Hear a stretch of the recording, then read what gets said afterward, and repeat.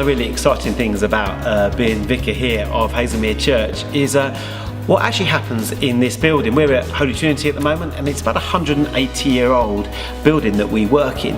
And what's really, really encouraging and exciting is just simply the number of things that happen in this building nearly every day of the week. A lot of us will be aware on Sundays we have some fantastic worship services where we come together as church, but some of the really significant areas of ministry actually happen Monday to Friday. When new people arrive, we encourage them to pick up a little hello and welcome leaflet, and in this is just a list of all the different things that we do to serve the local community. There's loads going on, so I've asked Sarah to join me because she knows a little bit more about what happens and some of the figures and some of the statistics and some of the challenges now that we're facing at Holy Trinity. So Sarah, over to you. What do we do in this building, and who are the different user groups? So Mark, to start with, did you know that in an average week there's over 650 people that walk through this building, and over half of those are children? So if we start with our children, on a Thursday morning we hold a great and toddler children's mums and babies group.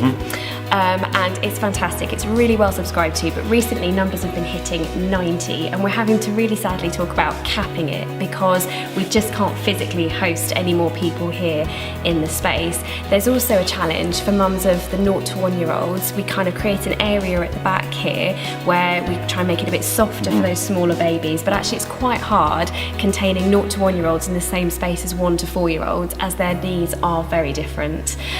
Also talking about children, on a Wednesday morning we are host to the school assembly, so that's several hundred children that we have here every Wednesday morning.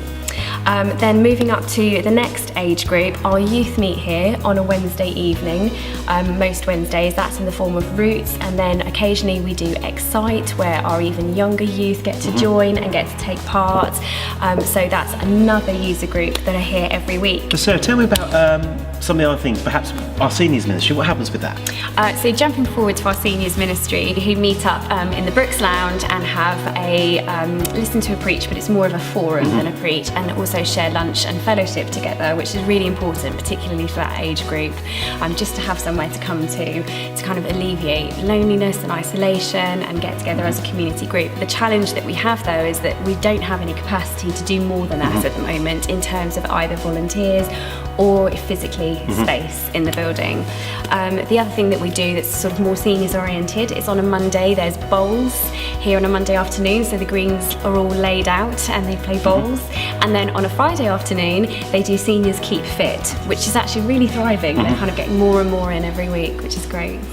And so there's loads of stuff happening that we run as a church, but I know the building's also used by people that are in the local community at local charities. What's just some of the examples of who else uses the building? So South Bucks Down Syndrome Support Group, they meet here.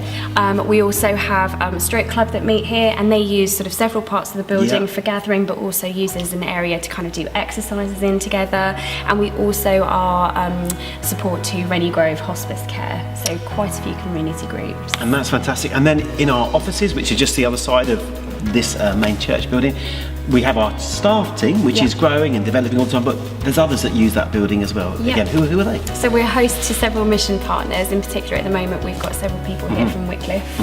But we also we are a sort of drop-in area for other mission partners to use, to kind of come and use the space, or simply to use the photocopier and the laminators.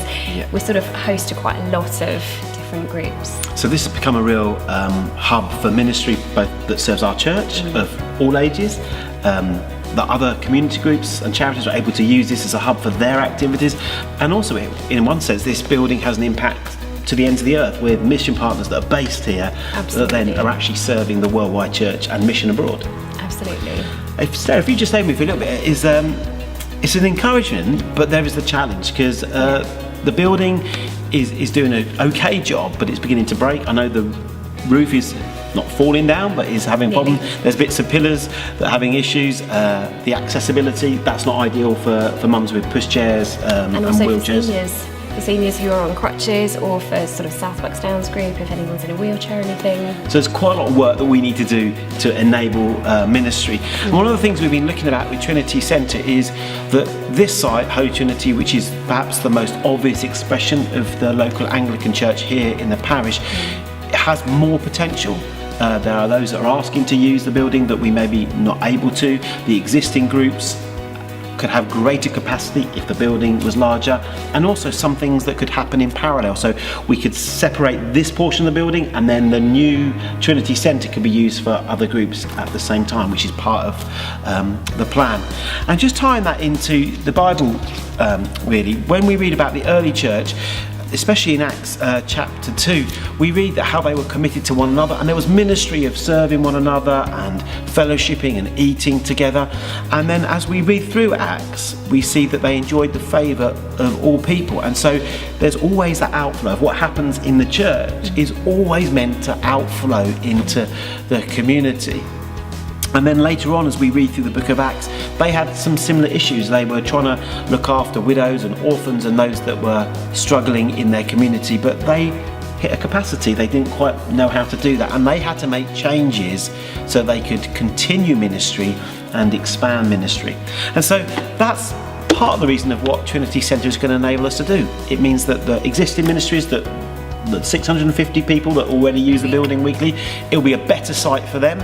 And it also means that we can say yes to other groups that might want to use it. And actually in the coming years, we've got hundreds of new homes planned to be built here in our parish, and we want to be able to welcome them in. We want to be able to host them. We want to be able to kind of meet their needs. And actually at the moment, we can't do that. We've hit our capacity, So in the future, we want to respond to what we're doing now, expand what we're doing now, and also as our parish grows, as there's hundreds of new houses, we want to position ourselves so that we can respond in ministry to those around us. Absolutely. Fantastic. Thanks, Sarah. That's all right.